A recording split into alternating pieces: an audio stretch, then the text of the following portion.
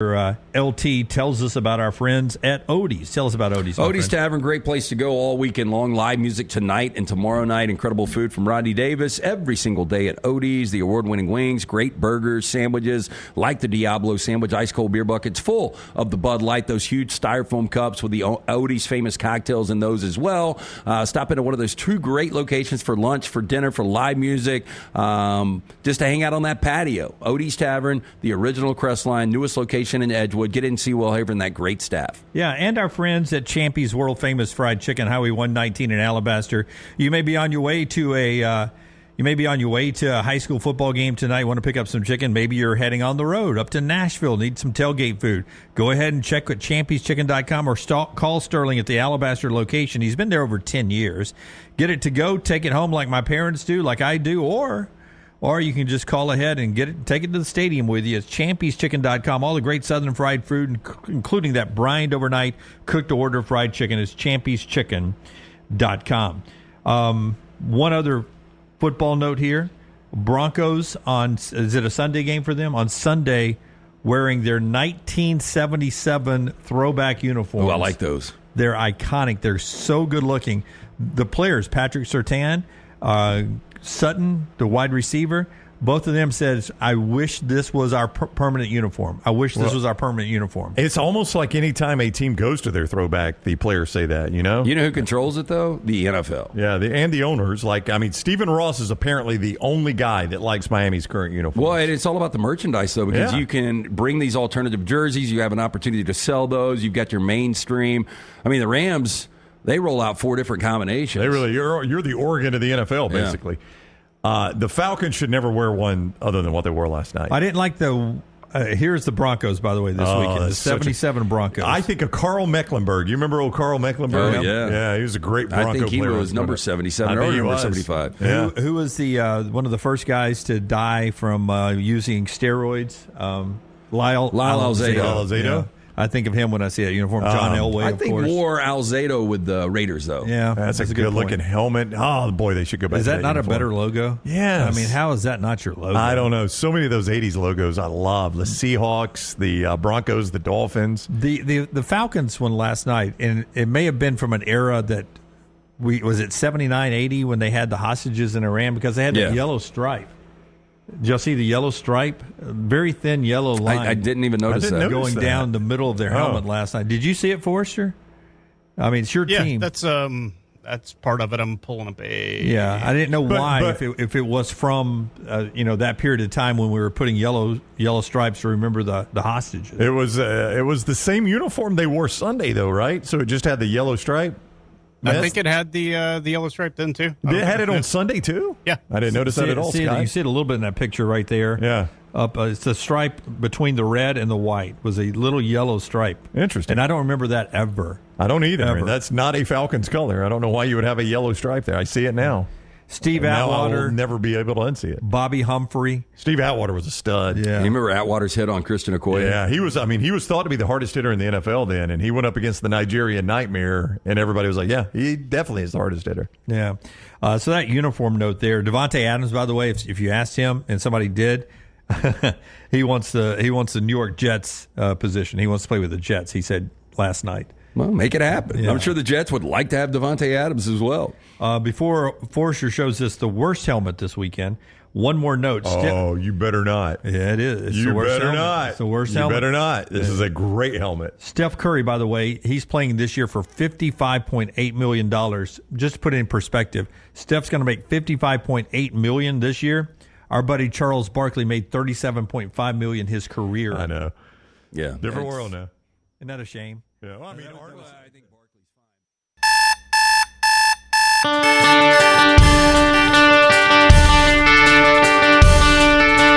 Let's go, man.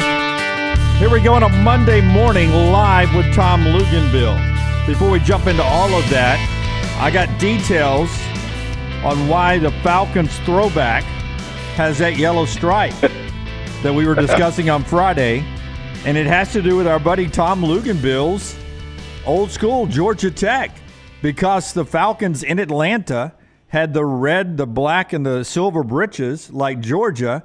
in the same town as Atlanta. They wanted to pay tribute to where Georgia Tech was, so they put the gold stripe on the throwback on the helmets back then and the throwbacks now to pay tribute to Georgia Tech. Tom Luginbill knows Georgia Tech. How you doing this morning, man? I'm good, man. And actually, I had Duke and Georgia Tech this weekend, and Wes Durham, who's the radio voice of the Atlanta Falcons and my broadcast partner on Saturday nights, he actually brought that up. I didn't know that either, because I asked him, because we were talking. I said, man, the way they painted the field was so cool, and the Falcons unis were awesome. But what in the world is going on with that gold stripe? I agree 100%. By the way, Chase gave me that information. Appreciate Chase listening to us over in the Atlanta area. Yes. Go ahead. I will say this. I totally agree with the conversation that led into our programming this morning about the uniform throwbacks.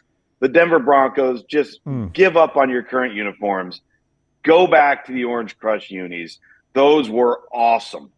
I agree 100%. Oftentimes the throwback uniforms are great, except, you know, in the 70s and 80s when we had those uniforms, a lot of people didn't think they were great, but they do now. I don't know if we'll go back to today's Broncos or Patriots and ever think those are great in the future, but we'll find out. All right, it's Monday Morning Live, brought to you by our friends at MyBookie, mybookie.ag, promo code next round. Leave out the space, put next and round together. That's your promo code. It's going to get you some major deposit bonuses there when you sign up. You can play the Major League Baseball playoffs that continue today, the Monday Night Football game today, college football, which comes back tomorrow as we're in the middle of 55 straight days of football, basketball starting very, very soon at the end of this month. So all of that right there at mybookie.ag, mybookie.ag, promo code next round. Lugs, no matter where we were doing the show today, now we're doing it, I'm in Birmingham, Alabama, you're in the Carolinas. But no matter where we were doing the show from today, you start today off with a seismic upset of number 1 Alabama going down. If we were doing Monday Morning Live today from Denver, Colorado, we'd probably start off talking about the Broncos uniforms like we did, and then we'd go quickly to Vanderbilt beating Alabama. I'd love to sit here and say, man, you know, the double reverse pass caught Alabama sleeping. There were balls bouncing off the helmets into the receiver's hands like they were when Hugh Freeze beat Alabama. There was a kick 6 like an Auburn win over Alabama. But there was nothing unique about what Vandy did to Alabama except they kicked a little butt for 60 minutes. Yeah, this wasn't one of those fluke scenarios. And I think it's really important. We can talk all day long about Alabama or deficiencies or what went wrong or what they didn't do well. But that would diminish the fact that Vanderbilt outcoached, outclassed, out-executed Alabama for 4 quarters in that game. And on that day, Vanderbilt was the better football team. That doesn't mean they had better athletes. That doesn't mean they have better players across the board. It doesn't mean they have more depth. On that day, they played better team football than Alabama did. And they deserve a ton of credit for their approach and their execution and their effort. All of those things were superior to Alabama on Saturday. And that's a fact. You know, you've heard me say this on your show, I don't know how many years going back. Generally, when you are outmatched or you're outclassed athletically, you have to play your absolute best ball game, and the other team has to do something to help you. Well, that wasn't necessarily the case on Saturday. I didn't think that Alabama overly gave the football game to Vanderbilt. I just think Vanderbilt was better. I want to ask you some very simple questions, but to continue on just the monumental upset that this was, David Hale, your colleague at ESPN.com, writes, "This is the Washington Generals beating the Globetrotters, Charlie Brown kicking the ball, and Dabo Swinney taking a transfer all rolled into one." Your thoughts on that comment? Well, David is quite creative on social media. I'll give him that. Yeah, I mean, I think so. I mean, when you consider the emotion coming off of the Georgia game and the week leading up, and nobody's talking about Vanderbilt, for all intents and purposes, if you would have looked at the week leading up to this game, you would have just considered Alabama had a bye week. I mean, that's the attention that was placed upon this weekend. Nobody talked about Alabama, the game against Vanderbilt. All of the talk the entire week leading up to the game was about Alabama's performance versus Georgia and the Georgia game and how it played out. And it almost created, well, it did create the perfect recipe for disaster on Saturday afternoon. This is Monday Morning Live. We're going to talk a lot about Alabama and Vandy here to start with. Then we'll get into some other college football games. Then we'll circle back to Alabama and Vandy. And then we will go to some of the biggest games in the country. Middle 8 comes up at 8 Central Time, right when we're done. And then the next round is with you at 9. Don't forget all your social media platforms at Next Round Live. Like and subscribe everywhere. Give us a thumbs up if you're watching us on YouTube this morning, as many of you are. We'll get to some of your comments first, but can I just throw out the sheer bulliness of Vandy over Alabama here? I mean, these are numbers of when Alabama, in their heyday of Nick Saban, back in the early days when they were building it, these are the type of numbers that Alabama had against major opponents to win games. They had 9 more first downs, Vandy did, than Alabama. They had more rushing yards, Vandy did, than Alabama. Most of those coming up the gut between the tackles in that game. They were 12 of 18 on third downs. They were 1 of 1 on fourth downs, and they held the ball 42 minutes.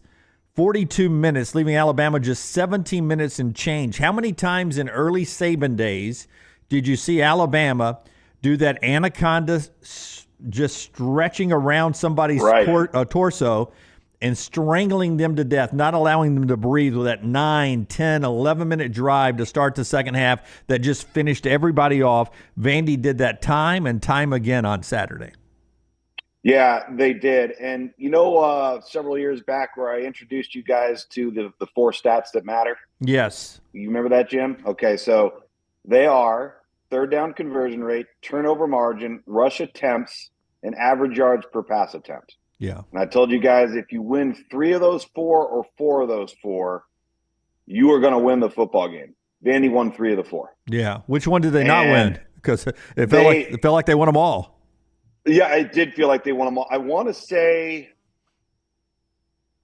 average yards per pass attempt.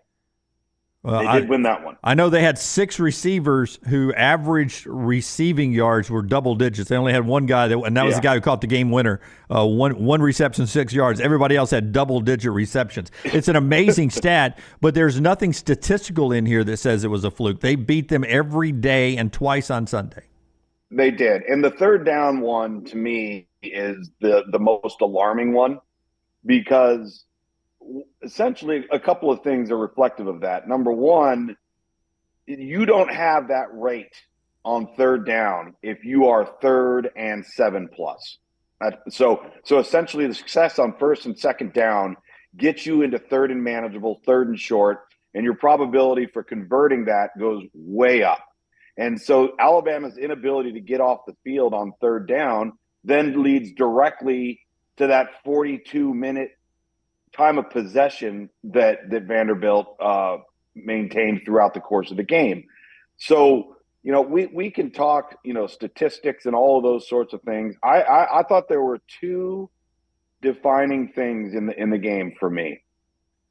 Vanderbilt's creativity on offense and utilization of triple option principles, and Alabama's inability to tackle. Yes. Alabama had 17 plays in that game where they allowed 4 yards or more after contact. That is a staggering number and to put it in your words, from an Alabama defense that's become so accustomed to just suffocating people. And by the way, Alabama going into that game was fantastic on third down on defense. I would say that a lot of the yards after contact, missed tackle situations were those third down passes out in front of the sticks that the DB would miss a tackle on, and they would fight forward for 2 or 3 yards. Technically, I don't know if they always missed the tackle. They would just lock up and get drugged for 2 yards past the sticks sometimes. I'll go back and watch it for a third time, but I think a lot of those came right then. Yeah, and I think that was the thing that probably was most glaring to me was I don't want to say that there was a lack of effort. I'm not convinced of that. But I did think there was a lack of passion and a lack of physicality from what we've become accustomed to seeing from Alabama that generally would erase getting dragged for an extra 3 or 4 yards or breaking a tackle and gaining another 7 yards. That's what I thought was missing on defense. Again, we'll get back to this game later on. There's so much to talk about, but I wanted to make sure I gave Vandy their claps and their flowers and their kudos here to start with for winning the game before we talk about everything Alabama did wrong. So I feel like we've done that now for 11 minutes of talking about what Vandy did right, and it was everything to beat Alabama. I want to get some comments first. I did with Chris Marler last night, Dunaway After Dark. Marler says that Bama is a lock in the playoffs if they go 10-2. Blake says it's laughable for him to say that this morning in the chat room. But don't you believe the Georgia win, the Wisconsin win, and any of these other wins that get you to 10-2? Alabama is a lock in the playoffs at 10-2. You agree? Absolutely, they are. And on top of it, they have branding. And if you sat there and said, "Okay, we're gonna put Alabama at 13," somebody show me 12 teams that are better than them. That's right. Come on. I mean, right. give me a break. Listen, they screwed up. They got their asses beat.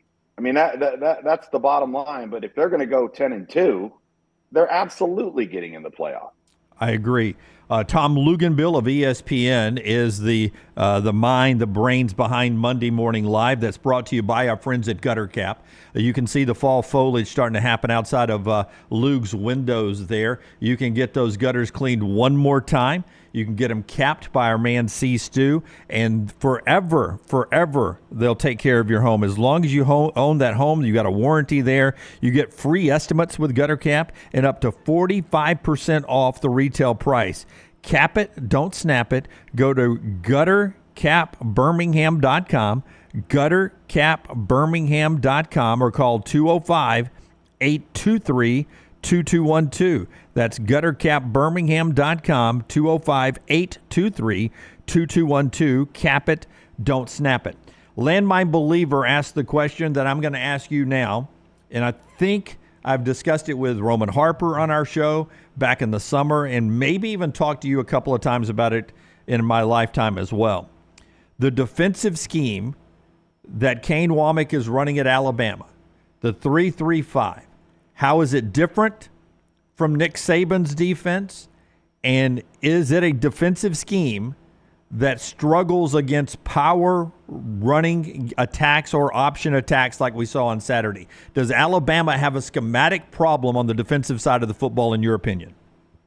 No, I think it's too early and it's premature to say that. I think it's very easy to go down that path after having 17 years of the exact same scheme and approach on defense. It is tailored a bit more towards having to deal with spread principles and playing in space and being able to create some confusion and negative plays by how you align on defense. It's not as standard as just seeing your 4 down fronts. That's the myth about Alabama previously. Everybody said, well, Alabama's, in 3 down defense. They're really not. That was only about 25 to 28% of the time. The rest of the time they're in a 4 down front. But the 4-2-5 or 3-3-5 stack, however you want to look at it, is far more tailored to space. Does that mean that they weren't prepared to be able to handle what Vanderbilt did? I don't think so. I don't think that's fair to say that just yet. I mean, if we continue to see multiple occasions of a defense go out and not be able to handle what's being thrown at them, I can't believe I'm saying this, but I think this was far more about just getting physically beat by a team, more so than it was whether or not you're in the right scheme. We're not having this conversation right now if Alabama tackles better. If you watch the very first touchdown run from Vanderbilt on the goal line, that defined the entire game for Alabama on defense. You watch how that play unfolded with the lead block, with the inability to make the tackle, and then getting pushed into the end zone. That literally was reflective of the entire day. That has nothing to do with scheme. That's just getting beat. Tony wants to know in the chat room presented by our friends at mybookie.ag, that chat room over there, promo code next round.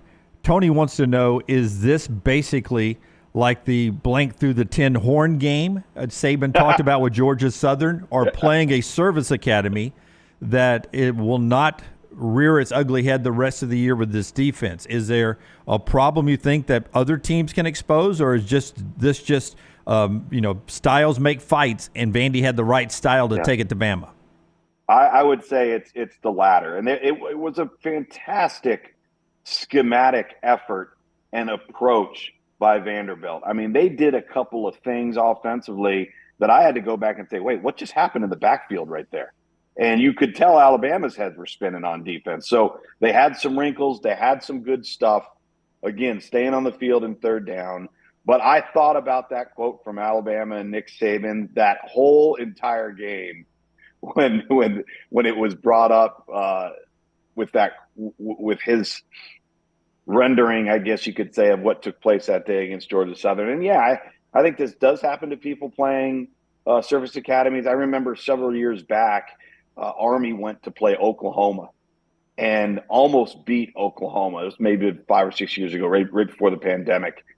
And Oklahoma had no answers. I mean, absolutely none. And there is nobody on that Army team that would have started a football game for Oklahoma. So I think before we jump into mass conclusions here about, what this could project going forward, I do think that this was one of those deals where you weren't as prepared as the other team, and you weren't as physical as the other team, and you just flat out got beat. I don't have my coffee this morning because it was so good. I drank so much of it. I'm hydrating with our Coca-Cola products from Powerade and Body Armor. But our friends at Who Is Coffee can provide you the best coffee curated by our buddy Scott Forester over several different trips of them up here to bring us different mixtures of beans from all over the world, from Colombia all the way to, I think, Portugal and everywhere in between, different beans. And finally, Forster came up with the Next Round blend. You can get that coffee right now by going to nextround.store, nextround.score. Schedule a monthly shipment like I do at my house. Get those beans shipped to you, grind them up, and enjoy a fresh cup of coffee every morning to start your day, especially on Mondays, Monday Morning Live with us right there, nextround.store, nextround.store. Okay, about 6, 7, 8 minutes before our only break of the show. And we will get to some other games and then circle back to Alabama and then look ahead. But this is a big topic. It's a big topic here, especially in this state. Cheese is asking about it. Charlie is commenting on it.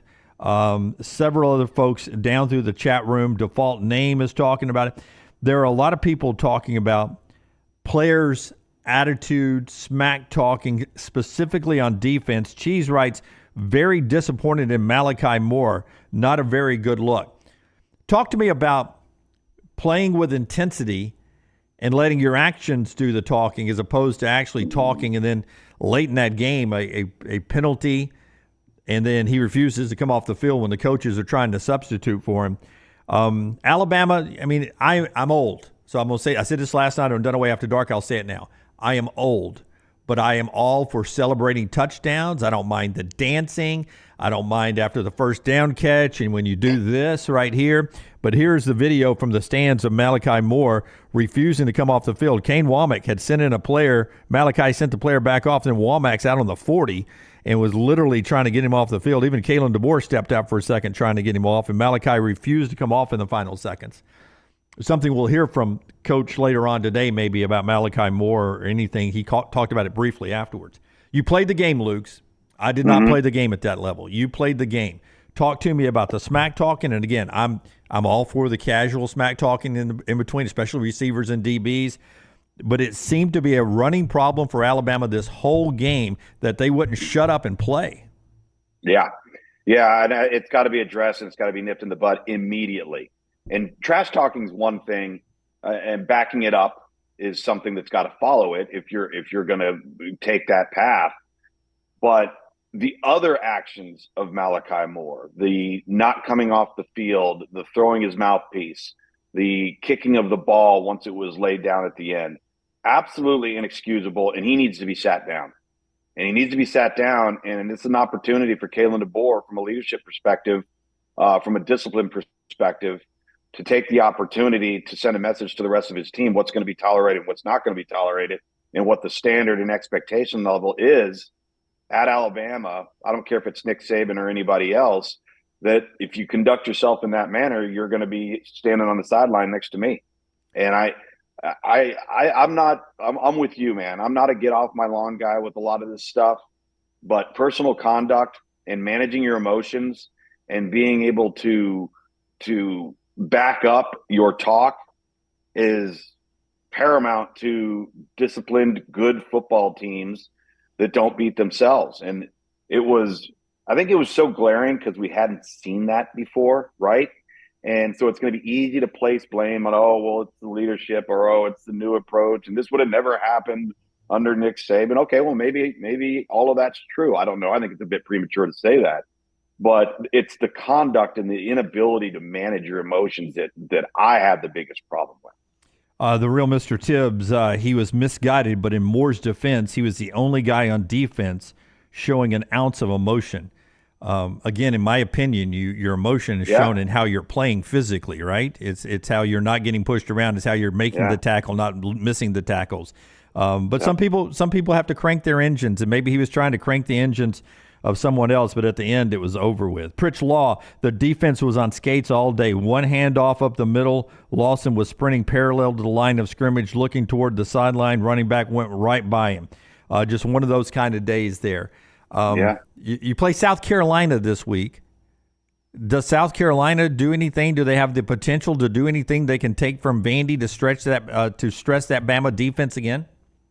Well, they've got an athletic quarterback. I think that's the one thing you've got to be concerned about first and foremost, because the quarterback can be a problem. I don't know if you copy or carry over game plans from one opponent to the next. And, oh, this team did that, so we're going to do the exact same thing. I don't believe it works that way. Will there be some wrinkles or some things that they saw on tape that they think they could take advantage of? Absolutely.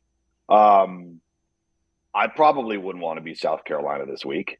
I mean, that's probably not the result you wanted to see when now Alabama has an opportunity to respond and to react. And I think that's more, to me, the important part of this whole equation, and that is not who you're playing, how you are playing. Because there is plenty on that tape for them to be concerned about that takes precedent over what South Carolina is going to be doing. They've got a lot on Alabama's got a lot on their plate this week. And so I think it's going to be about them. It's going to be about response. It's going to be about discipline. It's going to be about physicality. All of the things that seemed to be lacking last week are what's going to be paramount to being addressed this week. Tom Luginbill is with us. I want to jump to some other games before we take our only break of the show, and then when we come back, and we'll circle back to the Crimson Tide. For those that are hopping in their car and riding in, remember this show every Monday is available not only on all of our video platforms, but is also available on our audio platforms as well. Monday Morning Live. We appreciate Tyler and Forster and Taylor Korn all for joining us every Monday morning here with us. Don't forget covercrimson.com, covercrimson.com, and thebarnauburn.com for team-specific pages that they're part of our Next Round family. We own those pages. They're extended part of our family. Covercrimson.com and thebarnauburn.com. A lot of free shows there every day, but for $1 you can get premium content. It's just a $1 sign-up fee, and if you like it, you can roll it over into a monthly or a yearly subscription. If you don't like it, you can drop it. No contracts or any of that. Just $1. Covercrimson.com, thebarnauburn.com. Loose quickly. Georgia bounces back, and they beat Auburn in this game. Mm-hmm. Peyton Thorne throws no interceptions, and Georgia seems to check all the boxes in what was sort of a boring game when it comes to any wide range of emotions there. It was just Georgia, the better roster, beating Auburn with not a whole lot of extremes there. It was just business to the way business used to look for Georgia before they lost to Alabama. It was business as usual for the Dogs in that game. Well, it was, and to be honest with you, Alabama played a pretty clean game, and Auburn played a pretty clean game, and at times I thought looked pretty good. But you can't get inside the 10-yard line twice and not score touchdowns against a team like Georgia and expect to win. I think you have to have not just above average, but you have to have great to elite quarterback play to beat a team like Georgia. I don't think there's any question about that. And that's not where Auburn is right now. I really liked Auburn defensively up front. I thought they made some plays. If there was a critique of Auburn, I think they can run the football even more.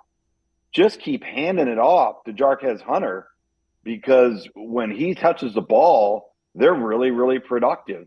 And I think the thing I came away with, and now for the second week in a row, why does Hugh Freeze continually have to step in front of a microphone and talk about the option the quarterback had on a play that he shouldn't have made? Quit giving him the option. What are we doing here? Like, how many times does that have to occur before it comes to an end and either the kid is throwing it or he's running it? There is no choice.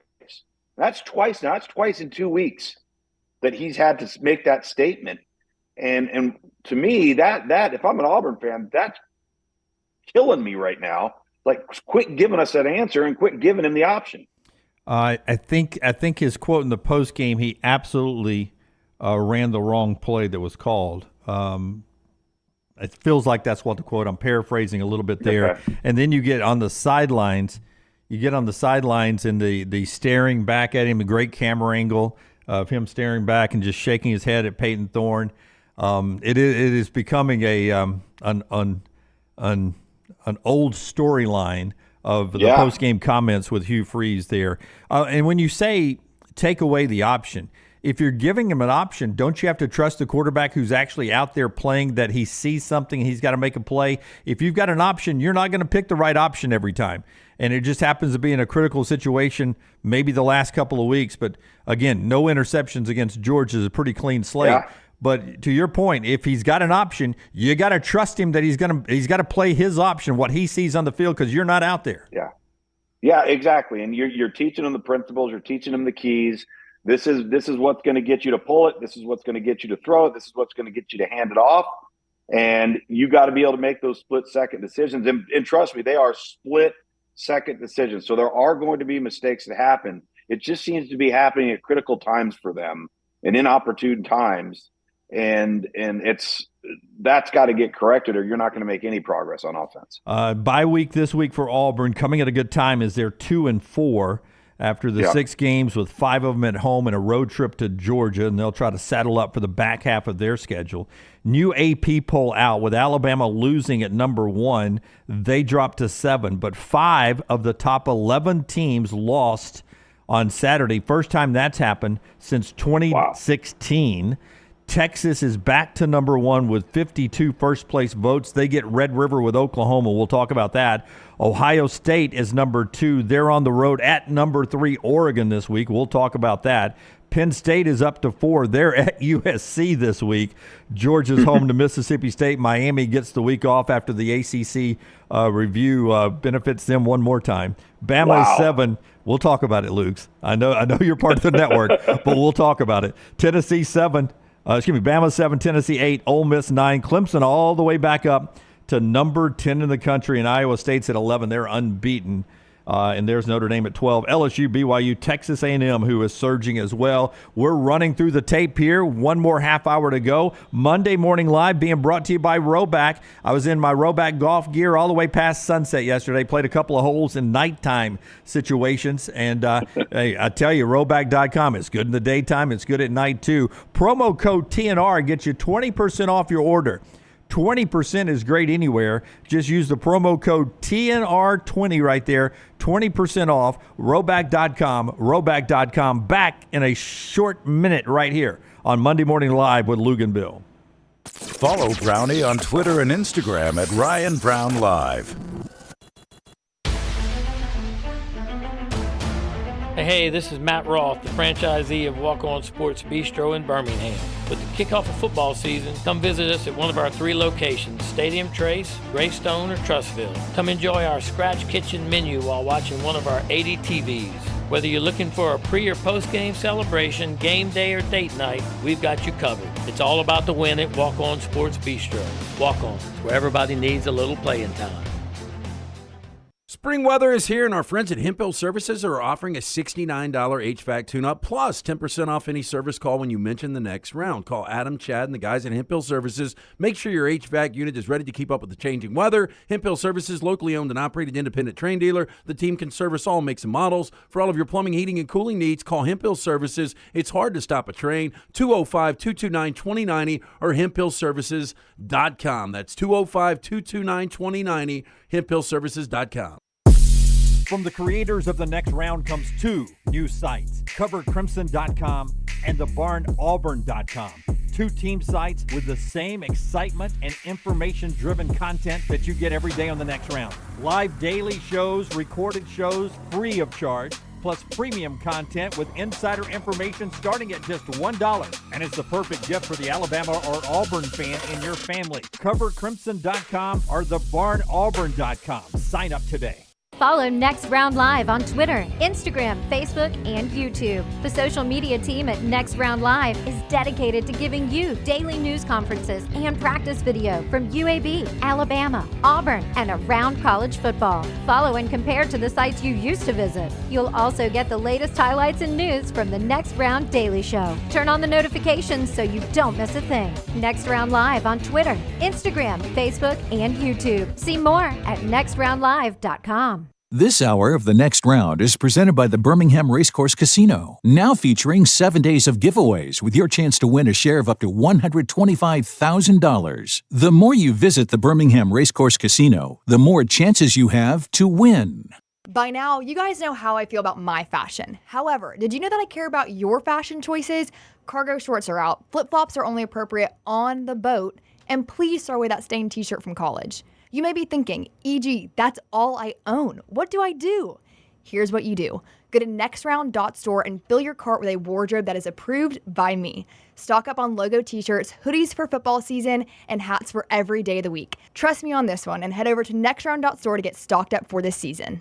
Just because you've quit going to the gym, it doesn't mean that you have to quit gym altogether. Dunaway, that is. With our Next Round podcasts open 24/7, 365, you can access gym anytime you'd like. While you may have done away with your treadmill routine, our version of Dunaway is standing by ready to get you back to your absolute best. Find all that lovely Jimmy D-led content on Spotify, Apple Podcasts, Google Podcasts, and in the podcast section of nextroundlive.com. This message is sponsored by Jimmy Crypto Inc. and Jimmy Crypto for President. Stop by the New York Butcher Shop and pick up the finest in certified Angus prime beef steaks and burgers, premium pork chops, ribs, and all-natural chicken cut to order just for you.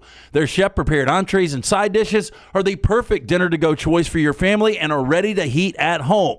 With a great selection of fine wines and desserts, the New York Butcher Shop is your one-stop dinner shop. 2 locations to serve you, Cahaba Heights and on Highway 119 in Greystone. The New York Butcher Shop, rare quality, well-done service. Start your day online with our website, nextroundlive.com, for the latest videos, podcasts, and college football stories. It's also a great way to stream the show or shop in the Next Round store. Stay connected by visiting nextroundlive.com.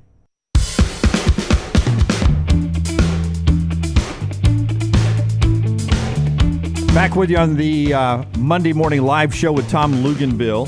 As always, brought to you by our friends at MyBookie, mybookie.ag, promo code NEXTROUND. As we said a couple of times in our first half hour, you can play the exciting baseball playoffs right now, the NFL season, which is about to get going into the juicy part of their schedule, and, of course, college football for 55 straight days, all at mybookie.ag, mybookie.ag. It's so easy. You just go to that website, and you put in the code NEXTROUND, and you get a huge deposit bonus right there when you sign up.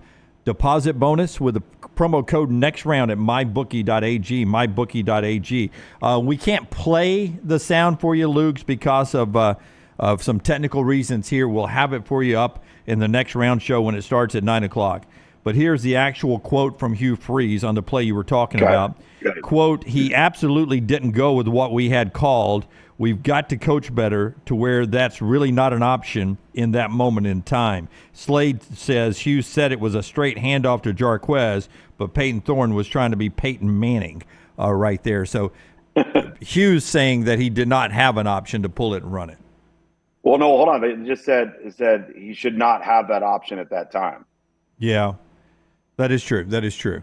You'll hear that sound coming up in the 9 o'clock hour of the next round coming up. Again, bye week for Auburn. They're off after their 2-4 start. Back to Alabama and Vandy coming up a little bit later on, and we'll look at the big games. But some other things to bounce around that we haven't got to yet in the show. Luke's Texas A&M, for a lot of people, exposed what Missouri really is. 41-10, the Aggies, who are all the way up to 15 in the AP poll. It was Le'Veon Moss and Amari Daniels running the football all day long, right through the teeth of Missouri's defense. Your thoughts on the Aggies, and can Missouri bounce back? Well, I think I kind of felt like there was a buildup to this with Missouri. You know, they got into a dogfight with Boston College. Things have not been easy. I think the difference between Missouri this year and Missouri last year is last year they snuck up on everybody. That was not going to happen this year. And they got exposed on the road. And I think Missouri is a good football team. I think they were, if you looked at who was the most overranked football team preseason and in season to this point, it was clearly Missouri. I don't think there's any question about that. Like if Missouri lined up right now and played Clemson, I don't think they would beat Clemson. I look at Texas A&M and I look at this game and I look at their schedule. And unless somebody gets injured and they go out and just lay an egg, they're going to be a problem down the stretch because they can run the football. Connor Wegman was uber efficient in what they asked him to do. They're starting to gain confidence. And I don't know. I think Colin Klein coming in there and the adherence to the run game and the things that come off of it, it's just a really good mix of Connor Wegman's skill set, what they want to do on offense, the approach, the stick-to-itiveness.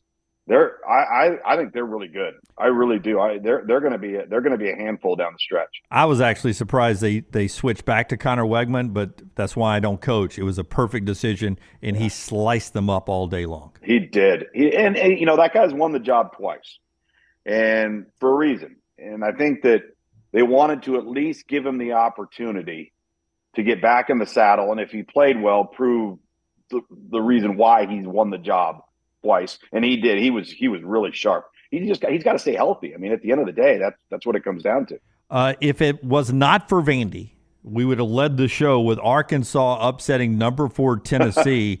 After their win at Oklahoma, I thought Tennessee was the best team in the country. Now here we are, them losing to Arkansas. Nico, again, a pretty average, below average day by his standards, 17 of 29, 158. But I got to quickly fast forward to 1:17 left. You got a couple of timeouts if you're Josh Heupel, and you've got a backup kicker situation. Kicker's not All-American anyway, but then you got a backup kicker at Arkansas situation, and you decide with 1:17 left to apparently let them score to try to go and play offense and win the game. You lose this one to Arkansas. What'd you think of that decision at the end? Yeah, I probably wouldn't have made that decision. I wasn't in the moment. But I agree with your approach and your assessment there of what transpired. But leading up to that, Jim, I thought Arkansas kind of created the recipe for how you get after Tennessee, and they beat them up front, man. And they did not allow explosive plays. You talked about 17 to 29 for Nico, but not for 379 yards. Right. And that's what's been killing everybody is they spread you horizontally, and they dare you not to load the box, so they're going to run it, and then boom, the ball's going over the top. And Arkansas, I thought Arkansas played really well. I think Arkansas might have one of the most underrated quarterbacks in the country, and I know he didn't finish the game. Right. But that Green's good, man. I think he's really, really good. The running back, Quinnen Jackson, he was at Texas, then I had him in a game when he was at Utah. Now he's at Arkansas. Bobby Petrino's done an unbelievable job. Like, all right, Sam Pittman might have saved his job with that game. Yes. And they, in my opinion, they should have beat Oklahoma State earlier this year. Absolutely. Had a chance to beat A&M. That team is playing good football.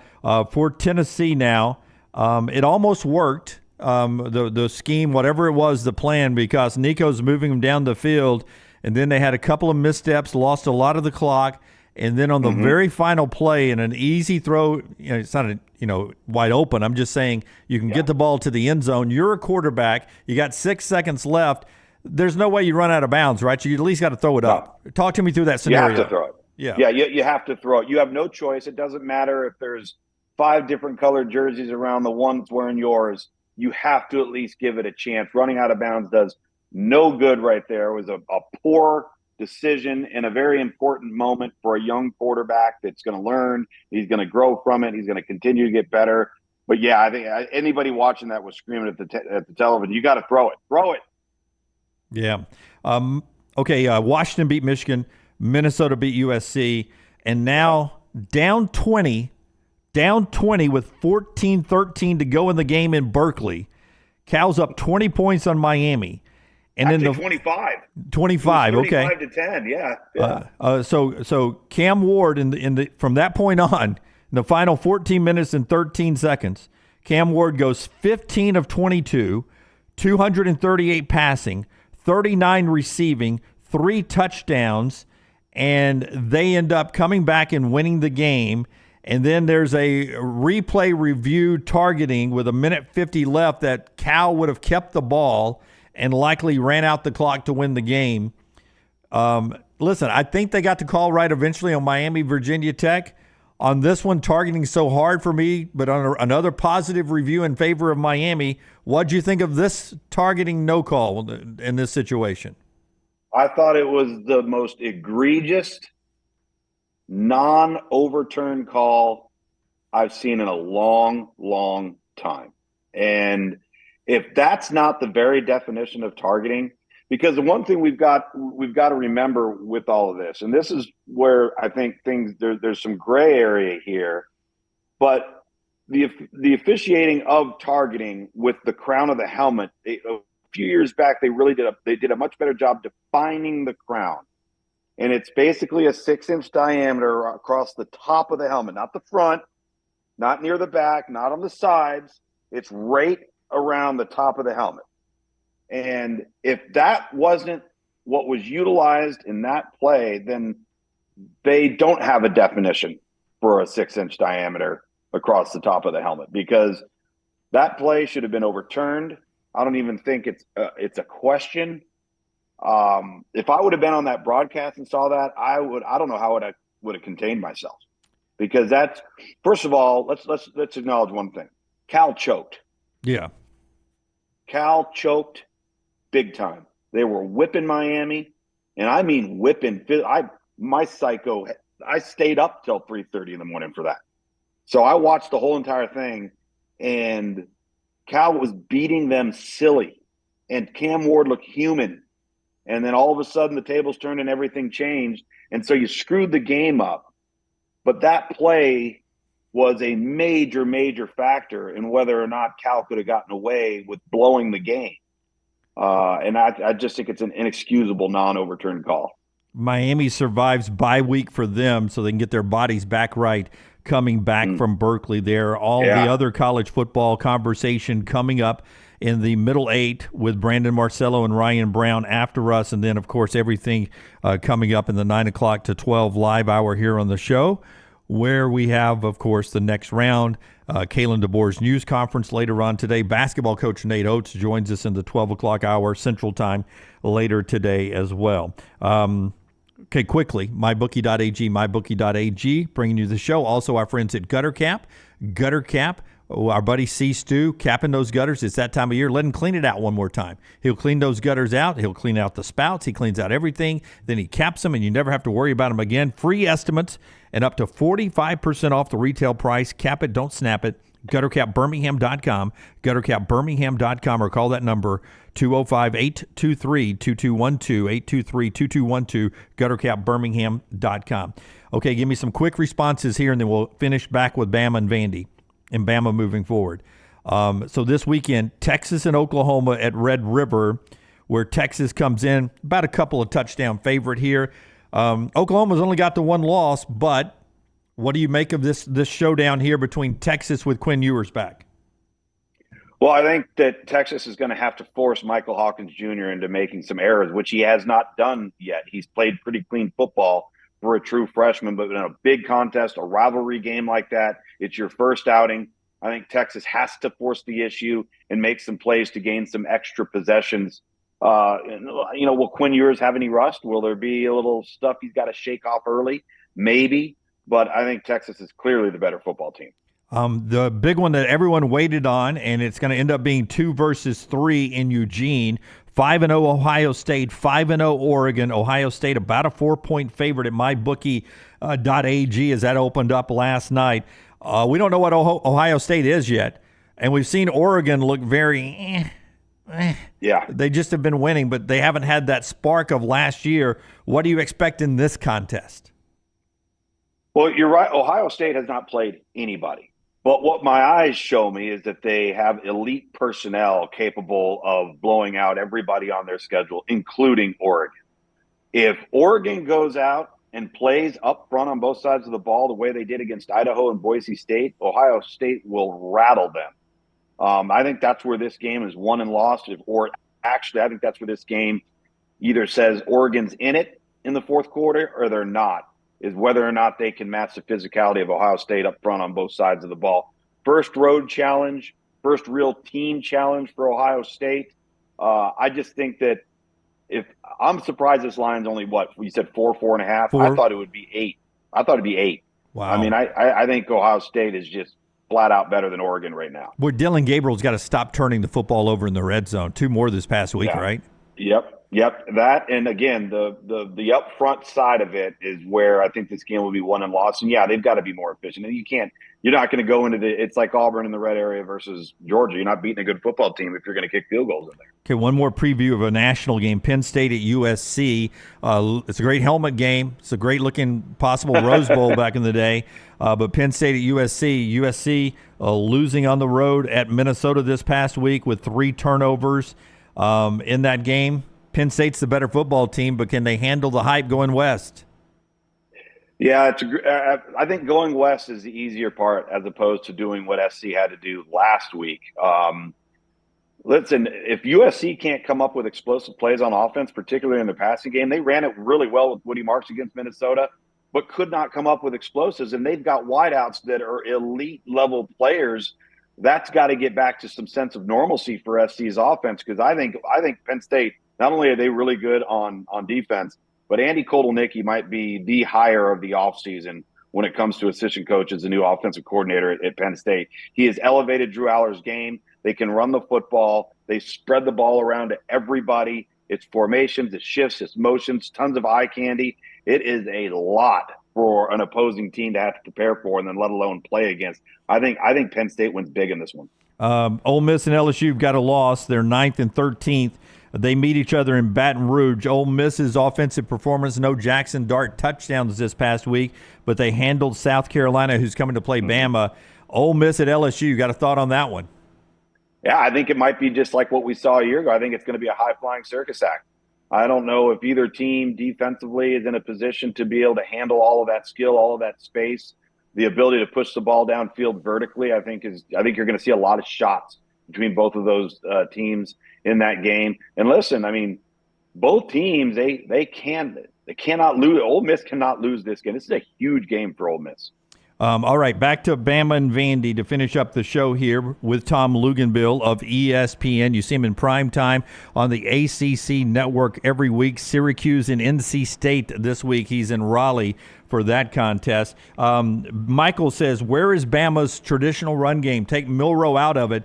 Where's Alabama's run game? Counting Milroe, 21 for 84 this past week. 21 runs for 84 rushing yards. Part of it was the clock. They didn't get a lot of plays, but is there concern about Jam Miller and Justice Haynes creating a run game?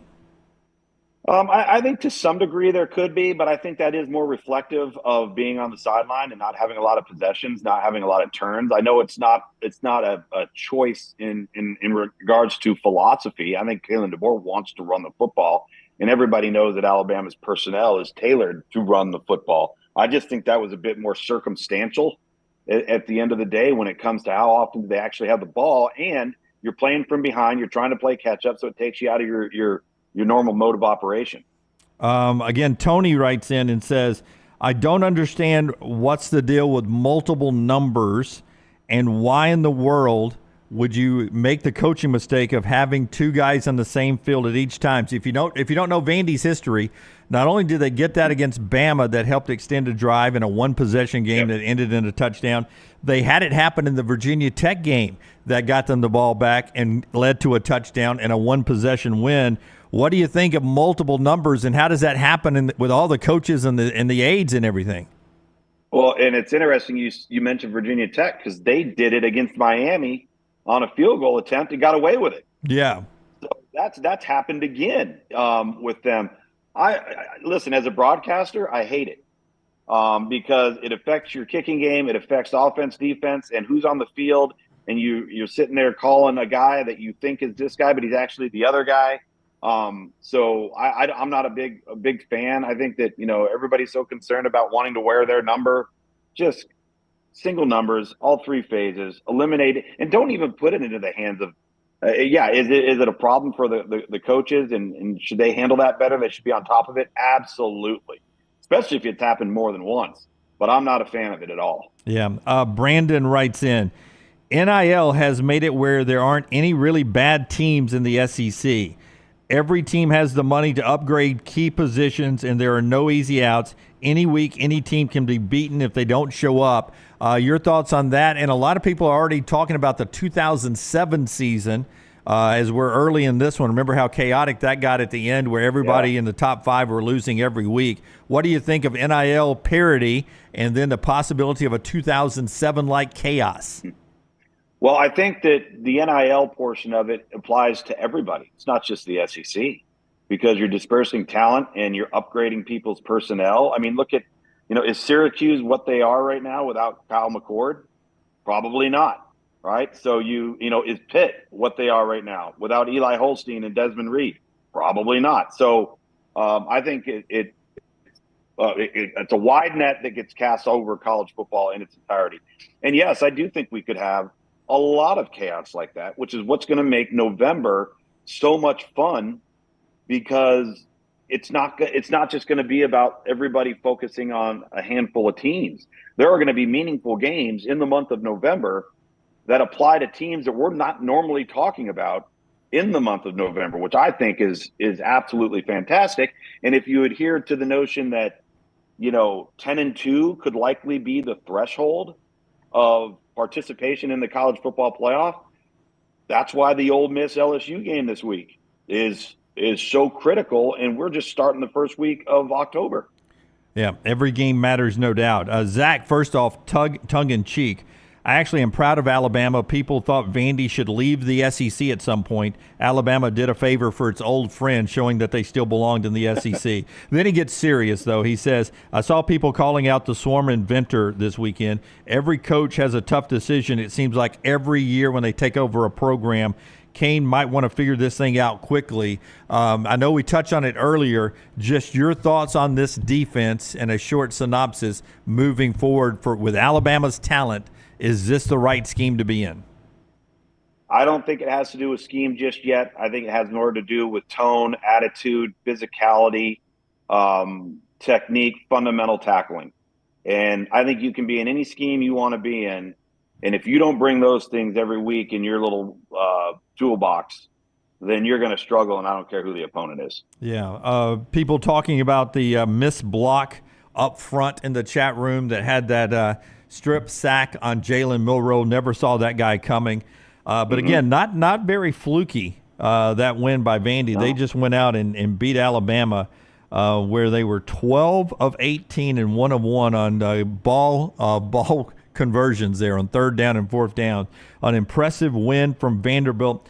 And then at the end, they played the Saban quote, the only place not hard to play in the SEC on the road is Vanderbilt, as they took the goalposts down the streets. You've seen the video of that. You've been to Broadway. I got about 15, 20 seconds for you to just see that image from 100 different angles of that goalpost going down Broadway all the way to the Cumberland. See, I have an idea about this. So that, first of all, it's over a 3-mile trek, which I think is awesome. Right. But what they should do with those goalposts is they need to take them at the end of Broadway and actually put the goalpost in the ground, right on the shore of the Cumberland River, facing up Broadway, so that every time you're in Nashville and you're looking down that street, there's a goalpost. It looks like it's an end zone at the end before you get to the river. And it's a monument of the time that Vanderbilt beat Alabama. And it just stays there year round. That is tremendous, Tom Luginbill. Instead of throwing it into the river, they should have planted it at the end right there of the street before the Cumberland. So it's a monument do forever. It now. Yes. Do it now. Yes. Dig it out of the river. That's Tom Luginbill. That's Monday Morning Live, presented by MyBookie.ag. MyBookie.ag. We're back with you next Monday, the Middle 8, with Brandon Marcello and Ryan Brown up next.